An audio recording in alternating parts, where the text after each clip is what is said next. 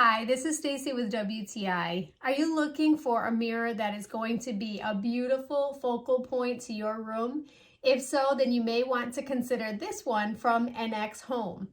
This mirror is so well constructed. It is heavy like an old-fashioned mirror. I was really surprised at the durability and how well that is made.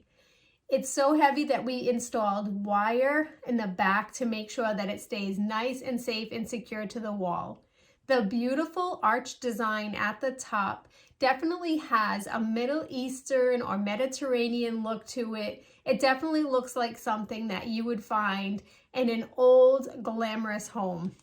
I love the detailing on it because it has that off-color brushed gold. It's not overly shiny. It really lets the mirror and the arch be the focal point of the mirror.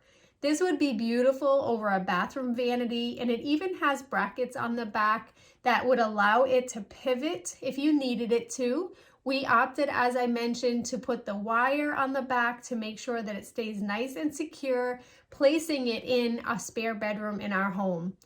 How awesome is it that you can take a plain, simple room, maybe with just a regular rectangular mirror, and transform it by means of a luxurious, rich-looking mirror like this one? And that's my point of view.